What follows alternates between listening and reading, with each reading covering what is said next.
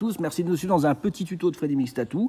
Merci à vous d'activer la cloche, de vous abonner. C'est grâce à ça qu'on a passé les 15 000 abonnés qui sont là, qui nous suivent, qui participent au concours, qui regardent aussi les vidéos. Merci aussi aux personnes qui m'appellent régulièrement durant la semaine pour nous souhaiter du courage dans nos vidéos, dans notre aventure. Merci à vous.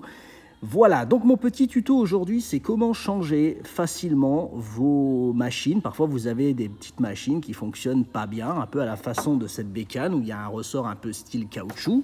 Donc, quand vous la branchez, vous connaissez les voltages, un peu de spray à vide, on essaie de faire ça entre 7 et 7,5 volts. On la branche.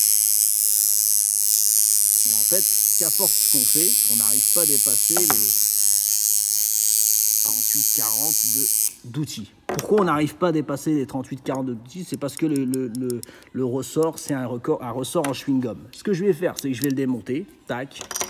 Ok. Donc on voit que c'est un ressort tout mou. C'est pas de la bonne qualité de ressort. C'est quelqu'un qui a dû monter ça parce qu'à la base, cette machine, c'est très bon. C'est une Oslo.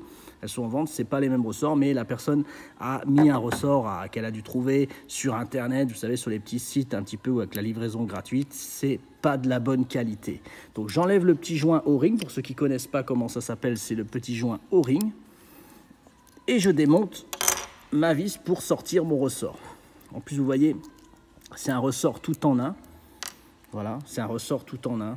Mais vraiment, vous voyez que je le tords à la main, c'est du chewing-gum. C'est pour ça qu'on a vraiment quelque chose qui a du mal à rebondir, à rentrer dans la peau. Alors, ce que je vais faire, c'est que je me procure un ressort Sunskin. C'est pas très cher, hein. Quand vous prenez du Sunskin en ressort, donc l'avant et l'arrière, là, c'est du liner, c'est près 6 €. Et avec ça, ça va changer toute la vie de votre machine. Je vais faire un montage. Donc là, du coup, je remets ma petite vis sur la masselotte, comme vous pouvez le voir. À l'avant, je mets mon ressort avant. Et à l'arrière, je vais mettre le ressort arrière. Bah oui. Et voilà. Ensuite, je ne serre pas vraiment. Je bloque juste un petit peu. Là, je suis bloqué. D'accord? Et je vais me servir du plieur de ressort. Ah, je ne vous ai pas montré un truc. C'est que moi, c'est tout fait déjà à l'avance. Mais vous, vous me demandez souvent ce que vous pouvez me envoyer plier. Donc, en fait, c'est très bête. Ça, je ne vous ai pas montré. Vous rentrez votre ressort neuf dedans, à fond.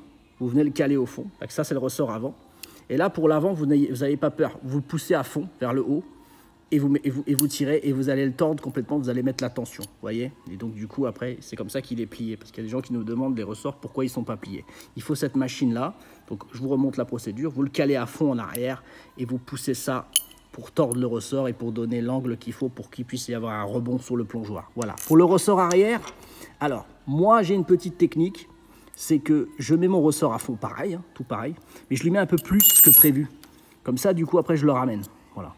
Vous voyez, en fait, tac, comme on n'arrive jamais à mettre du premier coup ce qu'il faut, c'est rare, je pousse dessus. Bon, je ne le tords pas complètement, hein, je ne suis pas pareil, il ne faut pas faire cette forme-là. Hein.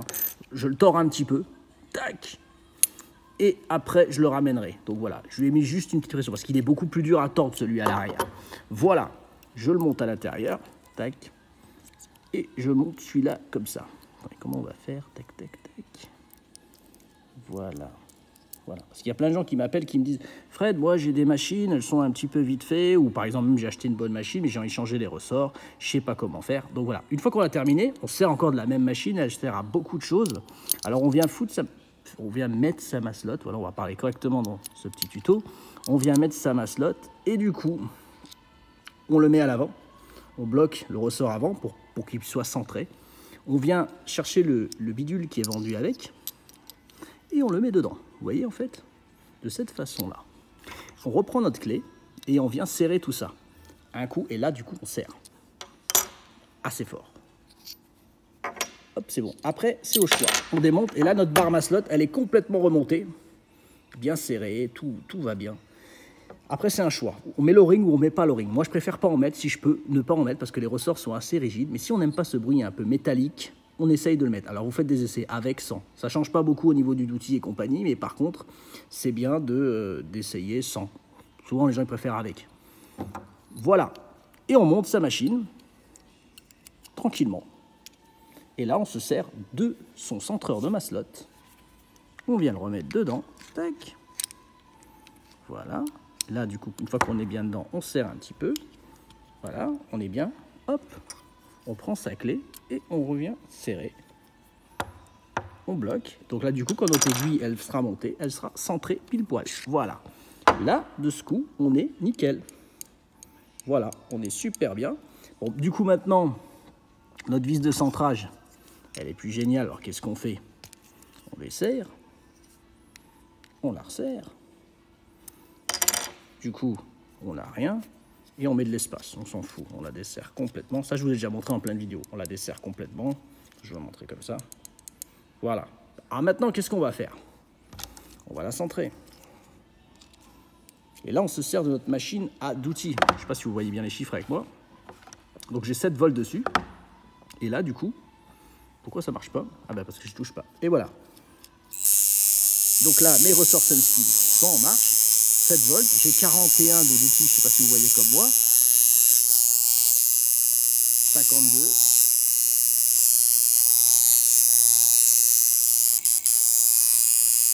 Et j'ai 52 d'outils. Regardez-moi ça, comment que c'est magnifique.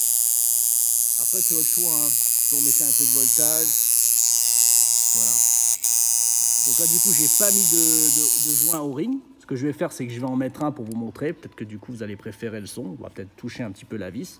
Je vous ai déjà montré plein de vidéos. Donc là, j'ai remis le joint au ring dessus. OK. On envoie. Donc là, ça carbure un peu plus fort. Vous voyez, le son, il est meilleur. Là, on a 49 d'outils. On va pas chipoter. 48, 49. Pour moi, elle est très bien. On monte un peu le voltage. On est à 7,5. 7,5 monté à vide.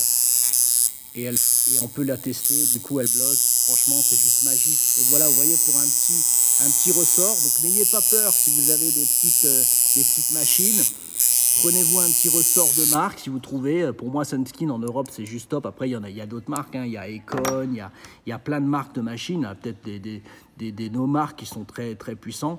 Donc voilà, comme ça je vous ai montré la petite procédure pour pouvoir ajuster vos petites machines à bobine, parce que je sais que vous les aimez. C'est peut-être lourd, c'est peut-être galère, on les critique tout le temps, mais par contre on les aime parce que c'est les premières avec qui on a réussi à faire des traits.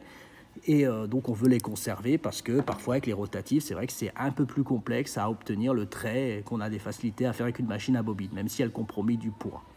Voilà, j'espère que mes petites explications vous ont fait plaisir. J'espère que ça a aidé des gens. Le but, c'est ça, à la base. Et voilà, et je vous dis que vous pouvez me joindre au 06 95 16 11 00. Si je ne suis pas là, il y a mes collègues. Mais voilà, ça m'arrive aussi d'être là. Et je vous dis, abonnez-vous si vous pouvez. Suivez-nous. Et je vous dis à très bientôt. Bye.